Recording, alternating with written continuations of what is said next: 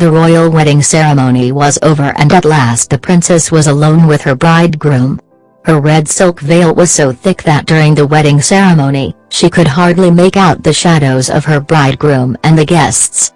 Now she could see only the shadow of her husband, pacing back and forth by the window. Was he truly as handsome as her sisters and her brother, the emperor, had said? Tradition called for him to raise her veil now and to offer the first toast. Yet he continued to pace. She cleared her throat. He turned around and sighed. Then the shadow that was her husband came toward her and gently raised her veil. Indeed, his face was handsome. She smiled and glanced at the wine glasses in front of them. "A toast?" she said. "Let us toast to a story," said he. "What do you mean?"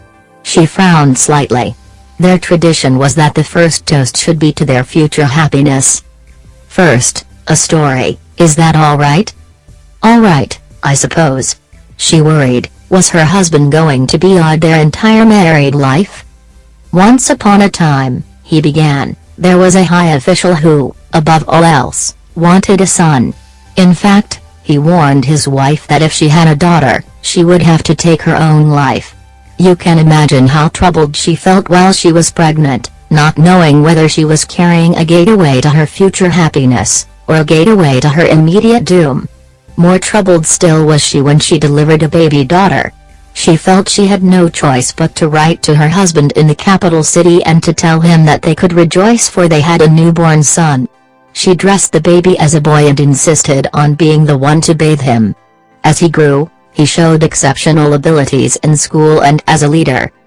When he was 18 and the lad was summoned by his father to the capital city to take the imperial examinations, he excelled above all others. Almost too well, worried the mother, who came up with one excuse after another to refuse the offers that poured in from matchmakers. As he became yet more prominently recognized for his achievements, offers were delivered to her home from high officials on behalf of their daughters, and those invitations were more difficult to politely turn down. At last, the emperor himself issued a decree that his daughter would be wed to this promising youth. An imperial decree was nothing to be refused. And so the wedding took place, and a grand affair it was. "So tell me, my dear, if you were that princess, what would you do if your new husband confessed that he was in fact a woman?" "Well, let's see," she said, humoring her husband's story. "Certainly it wasn't the husband's fault that she, I suppose we'd say she, was raised as a boy and ended up married to a princess. Any princess well brought up would forgive her. Do you give your word as a princess that that is what you would do?" "Without a doubt." Now, this was a charming story, but perhaps could we move on with the wedding toast? "Princess, look at me. I am that daughter. I am a woman." "What?" She stood up. "You're joking." "I wish I were," said the husband solemnly. "How dare you? How dare you humiliate me this way?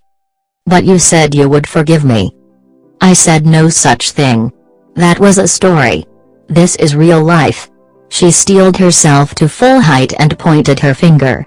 "Surely you must know that impersonating a male in the royal court is punishable by death. I will have you executed for causing such disgrace." "You gave your word as a princess." She stopped short. "Well, that was oh, I suppose." Then she threw her arms in the air with a short laugh. "Why me?" She sighed. "Everyone said my wedding night would be a night to remember. But this?" A moment later she gasped. "Oh, no." "What is it?" "It's my brother, the emperor. He'll never understand. After that wedding he hosted today, and tomorrow morning we're expected to appear at court and receive the royal visitors." "I know. What can we do?" "There's only one way out I can think of. Perhaps if I told him the same story as you told me and got him to agree to forgive someone in your position, then he'd have to forgive you." "Princess, yes, thank you." And so the next day the royal couple was received in court with honors.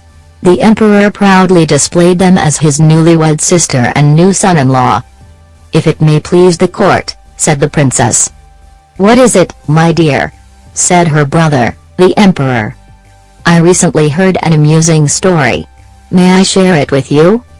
Why not? Said the Emperor, thinking her newfound joy in marriage must making her giddy, but why not humor the bride? And so the princess told the tale.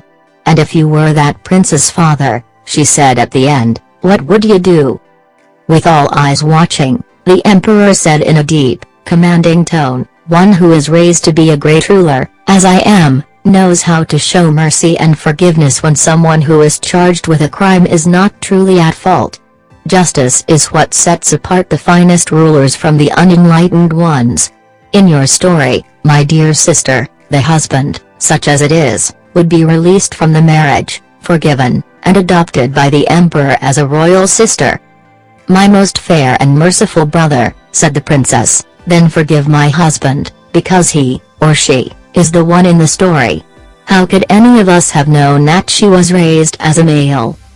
The royal court gasped. Some ladies in waiting fainted. The emperor's face turned red and he pointed with his scepter. I will not be made a fool of in my own court. How dare this one disgrace the royal family? As the court guards shackled the hapless husband and started to drag her out, the princess cried, but dear brother, we all look to you to be the fine ruler you described in the story. A story has nothing to do with it. He blustered. Then seeing the alarmed expressions on the face of his devoted sister and her unlucky husband, as well as the confused looks on his court attendants, he changed his tone. I was just showing you you and the court, I mean how an unenlightened ruler would behave yes. I had no intention of actually executing your husband, that is, the innocent young woman. In fact, I have every intention to forgive this infraction. The court applauded the admirable display of justice and mercy by their ruler, and he beamed with pride. So the marriage was annulled and the former husband adopted as a royal sister. It wasn't long before they were both married to high officials in a double wedding ceremony, complete with all the royal fineries.